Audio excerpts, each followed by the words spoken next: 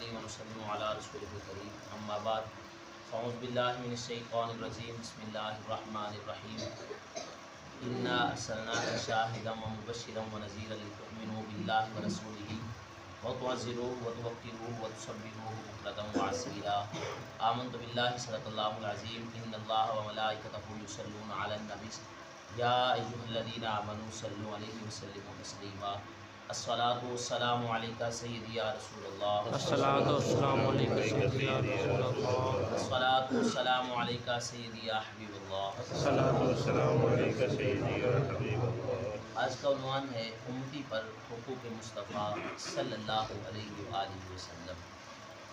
اس میں شک نہیں ہے کہ جب بندہ دنیا میں آتا ہے تو بندے کے ساتھ کچھ لوگوں کے حقوق وابستہ ہو جاتے ہیں، جس میں ماں باپ ہیں، رشتہ دار ہیں، بیوی بچے ہیں۔ سب سے زیادہ جو حقوق بندے کے ساتھ وابستہ ہوتے ہیں وہ حضور صلی اللہ علیہ وآلہ وسلم کے، کہ آپ نبی ہیں اور ہم امتی ہیں، تو کچھ حق ہے نبی کریم صلی اللہ علیہ وآلہ وسلم کے جو امتی پر لازم ہے۔ ان میں سے پہلا حق یہ ہے کہ امتی نبی کریم صلی اللہ علیہ وآلہ وسلم پر ایمان لائے، کیونکہ ایمان کے بغیر بات بنے گی نہیں۔ حضور علیہ السلام نے فرمایا کہ کوئی یہودی ہو یا نصرانی، جب وہ میرا نام سن لے، میرا کلمہ سن لے، اسے پتہ چل جائے اس تک میرا نام پہنچا اور وہ مجھ پہ ایمان نہیں لایا، اسی حالت میں مر گیا تو وہ جہنمی ہے۔ یعنی ایمان یہ پہلا حق ہے رسول اللہ صلی اللہ علیہ وآلہ وسلم کا امتی پر، کہ آپ کی ذات پہ ایمان لایا جائے۔ اب ایمان میں کیا چیزیں شامل ہیں؟ ایمان میں یہ ہے کہ جو آپ صلی اللہ علیہ وسلم تعلیمات لے کے آئے ہیں بغیر کسی تردد کے انہیں قبول کیا جائے۔ وہاں پہ عقل کا استعمال نہیں، صرف اور صرف یہ حضور علیہ السلام کا پیغام ہے، سرکار نے یہ پیغام ہم تک پہنچایا، اس کو بغیر کسی تردد کے آمنا و صدقنا، بس ہم ایمان لائے اور تصدیق کی کہ یہ سچ ہے۔ اس کی وجہ کیا ہے؟ چونکہ ہم عقل کے لحاظ سے حضور علیہ السلام کے پیغامات کو سمجھنے کی کوشش کریں گے تو ہم مار کھا جائیں۔ جتنے لوگوں نے یہ دین اسلام کو عقل پہ سمجھنے کی کوشش کی وہ ناکام ہوئے۔ تو اس میں یہاں پہ ہم عقل کا جو ہے نا وہ زور نہیں چلے گا، بلکہ بس حضور علیہ السلام نے جس چیز کا کہہ دیا، ہم نے جنت کو کون سا دیکھا ہے، ہم نے کون سا جہنم کو دیکھا ہے، ہم نے کون سا خدا کو دیکھا ہے، یہ ساری چیزیں ہم حضور علیہ السلام کے کہنے پہ ہی، آپ کے فرمانے پہ مار رہے ہیں، تو یہ ایمان ہے، اور اسے ایمان بالغیب کہا جاتا ہے۔ دوسرا حق نبی کریم صلی اللہ علیہ وآلہ وسلم کا امتی پر جو ہے وہ یہ ہے کہ آپ سے محبت کی جائے۔ کتنی محبت کی جائے؟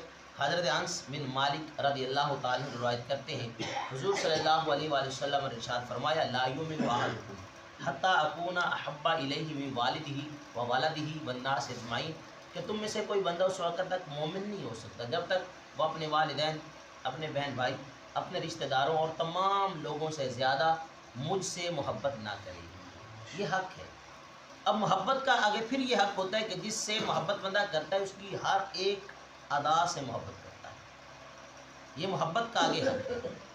یہ نہیں ہے کہ بندہ کسی سے محبت کا دعویٰ تو کرتا ہو، پیار تو کرتا ہو، لیکن اس کی بات ہی کوئی نہ مانے، تو یہ پھر دعویٰ جھوٹا ہوتا ہے، یہ سچا دعویٰ نہیں ہوتا۔ سچا دعویٰ یہ ہوتا ہے کہ جس سے محبت کرتا ہے، جس کو بندے نے اپنا محبوب بنایا ہے۔ اگر محبوب کہے نا کہ کھڑا رہے تو پھر بندہ بیٹھتا نہیں ہے، پھر بندہ کھڑا رہتا ہے۔ یہاں پہ ہمیں اپنے گریبان میں جھانکنا ہے، یہ حق ہے نبی کا ہم پر کہ ہم نبی کریم صلی اللہ علیہ وآلہ وسلم سے محبت کریں۔ اور جب پھر آگے محبت کا یہ حق ہے کہ جس چیز کے ساتھ حضور صلی اللہ علیہ وآلہ وسلم نے محبت کی ہے ہم اس کے ساتھ بھی محبت کریں۔ اب یہ ہم غور کریں، حضور نے نماز کے ساتھ محبت کی، حضور نے داڑھی مبارک کے ساتھ محبت کی، حضور علیہ السلام نے حلال رزق کے ساتھ محبت کی، حضور علیہ السلام نے جہاد کے ساتھ محبت کی۔ کتنی لمبی فہرست ہے۔ جس کے ساتھ حضور علیہ السلام نے محبت کی اس کے ساتھ محبت کرنا یہ حضور علیہ السلام کا حق ہے امتی پر۔ اگر حق ادا نہیں کرے گا تو قیامت والے دن اللہ کی بارگاہ میں کیا ہوگا؟ جواب دے ہوگا۔